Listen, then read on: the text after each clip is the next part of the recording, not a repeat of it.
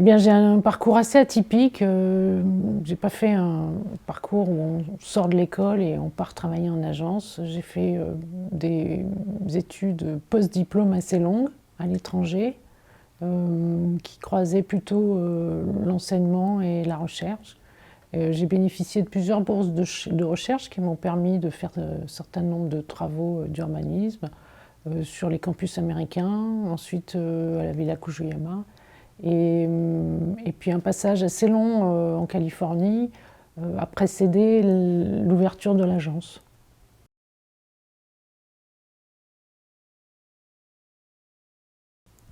Alors je pense que le mot association est pas forcément juste dans notre tandem entre Pascal Rollet et moi.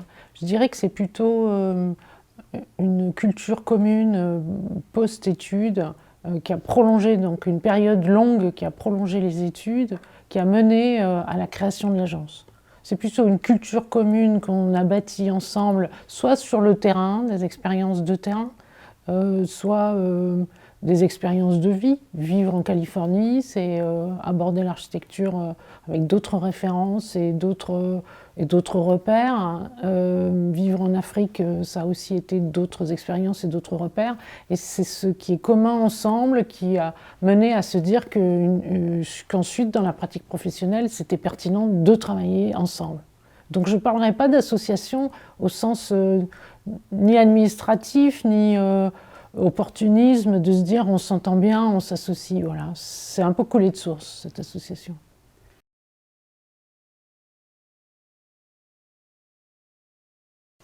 Alors, il y a une répartition et en même temps, il n'y en a pas. Alors, il y a une répartition peut-être dans la vie quotidienne du processus de projet.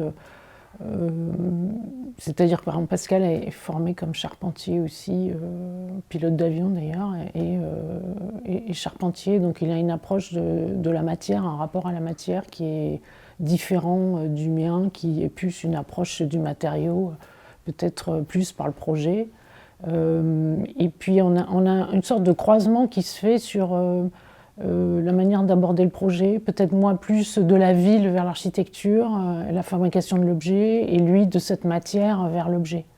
Donc on a déjà ça qui est très en croisement, et on se retrouve sur voilà, le processus de projet. Et puis après, dans tout ce qui entoure l'architecture, qui est quand même la relation avec les usagers, la relation avec les maîtres d'ouvrage, je dirais que là, c'est sans partage. Je crois qu'on est ensemble sur le terrain. Et voilà, donc je pense qu'il y a des jeux de rôle qui s'installent, mais qui peuvent être très flous et très surprenants. Voilà. Il n'y en a pas un qui fait du commerce et un qui fait du projet, comme il arrive, comme j'entends dire souvent d'ailleurs dans les couples mixtes, où parfois les gens disent ouais, alors lui il faisait du projet, et puis elle faisait autre chose. Là pour le coup, chez nous, faut être fort pour savoir qui fait quoi.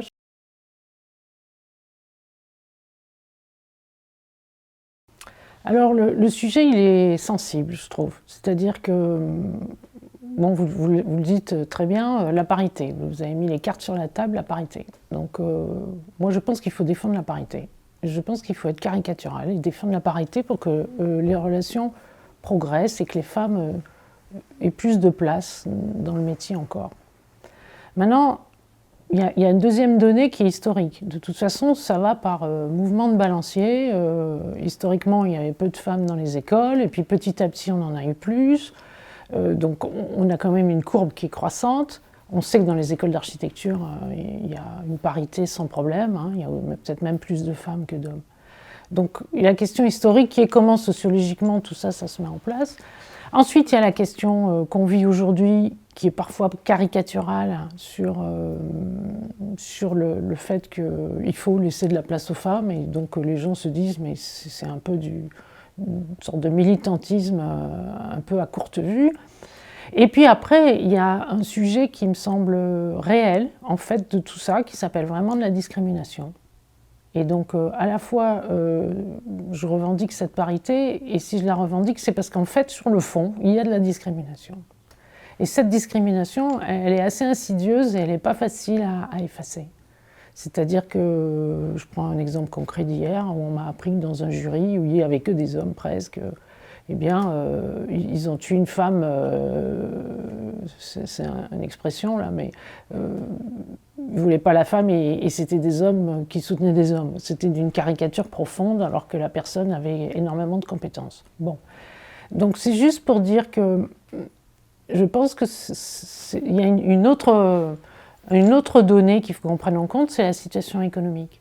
C'est-à-dire que plus c'est tendu sur le terrain pour tout le monde, plus on a tous à se battre pour trouver du travail, pour se faire pour que son propre chemin ou ce que chacun défend puisse trouver son application, plus c'est dur pour, oui, les minorités, quoi, que ce soit un noir, des gens qui sont immigrés dans les pays, etc. Et dans ce problème de situation économique, oui, la femme a beaucoup plus de mal à trouver sa place, je trouve. Voilà. Même si effectivement, et je ne vais pas reprendre ce que tout le monde sait, on est dans des chiffres qui sont meilleurs, et effectivement, on a des femmes dans les conseils d'administration, on a des femmes à tous les postes dans le métier de la profession d'architecte. Néanmoins, il y a une forme de discrimination qu'il faut combattre.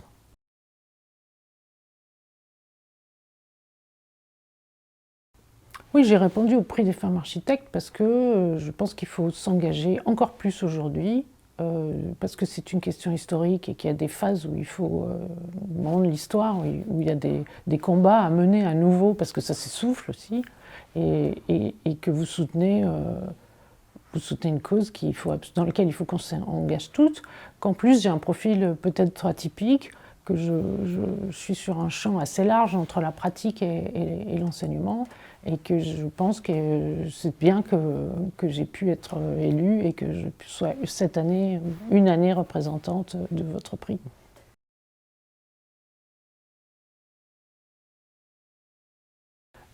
On peut espérer toujours des retombées sur l'agence. Ce qui est certain, c'est que votre prix gagne en reconnaissance et que les gens j'ai eu de très bons retours. La profession m'a beaucoup félicité d'une certaine manière, parce que votre prix est reconnu, parce que les gens pensent que voilà, ça doit trouver sa place dans la profession, ce genre de prix un peu à part, mais à part à l'intérieur d'une profession. Donc, et oui, je pense que c'est bien pour vous, pour tout le monde, pour toutes les femmes, et pour l'agence peut-être, j'espère.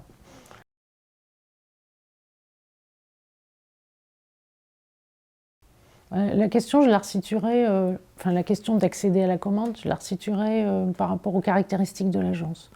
Donc, par exemple, une agence comme la nôtre, où on est entre une dizaine, une quinzaine de gens, avec une agence qui est quand même architecture et recherche et développement, dans laquelle on essaye d'appliquer des réflexions en amont qu'on puisse retrouver et appliquer dans les projets, ça permet d'accéder un peu à toutes les commandes. Voilà. C'est-à-dire qu'on accède par concours, on accède aussi, parfois on vient nous chercher en nous disant on pense que vous seriez, du fait de vos spécificités, assez pertinent pour répondre à ces questions. On va sur aussi des concours plus performantiels ou sur des problématiques d'innovation. Là, on a répondu pour la SNCF un travail sur la modularité, comment la modularité comme principe constructif peut être utilisée dans le cadre des logements. Donc voilà, c'est assez diversifié, c'est évident que c'est assez rare qu'on vienne vraiment nous chercher pour une commande précise, mais ça arrive, et sinon on est commande privée ou commande publique. Ouais.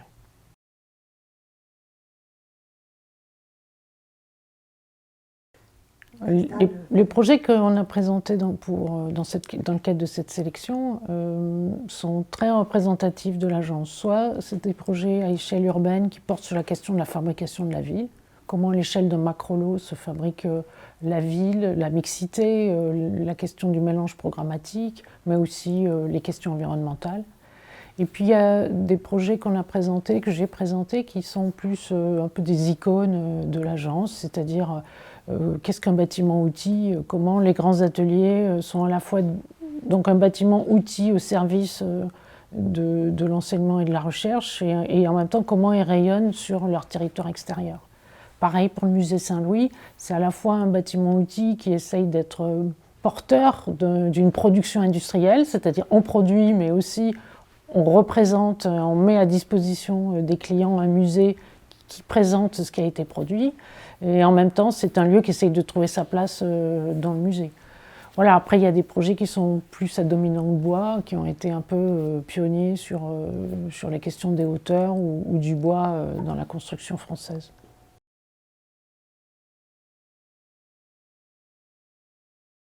Oui, la cité universitaire, c'est la Maison de l'Inde, qui est une commande indienne dans Paris, où les Indiens voulaient absolument montrer à tout le monde qu'ils étaient vertueux et que, au point de vue construction, ce n'était pas que des pollueurs, cette image du pollueur des pays émergents.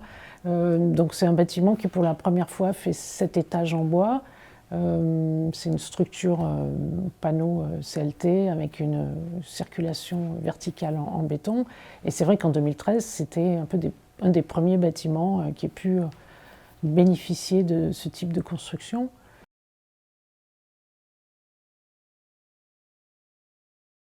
Oui, alors Montreuil, c'est intéressant parce que dans la construction bois en France sur les logements, on a une sorte de courbe qui n'est pas toujours ascendante. Il y a des choses qu'on a pu construire qui étaient assez pionnières en 2013, comme la Maison de l'Inde, et puis après, on a des périodes où on a moins de facilité pour construire parce que les réglementations se sont durcies, parce que les maîtres d'ouvrage, finalement, sont moins partants qu'à une période.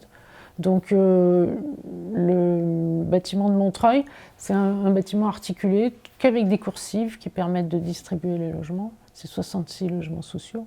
Que des coursives qui permettent à la fois d'être extérieur et intérieur, qui laissent une grande capacité à avoir des logements traversants. Et c'est que du bois en façade bois. Bois protégé, bois peint ou bois protégé par la toiture. Mais voilà, c'est le bois et les coursives, on va dire.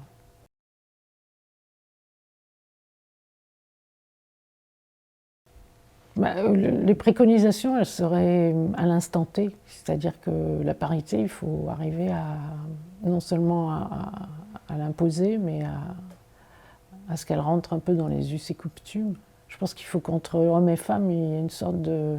ça soit plus peaceful, quoi, qu'il y ait une sorte de cohabitation plus saine et plus décontractée. Et c'est quand même très lié à la situation économique. Plus elle est tendue et moins les relations sont faciles. Donc les préconisations, c'est de ne pas lâcher et de continuer, parce qu'effectivement, la parole de la femme et sa place, elle n'est pas acquise, quoi.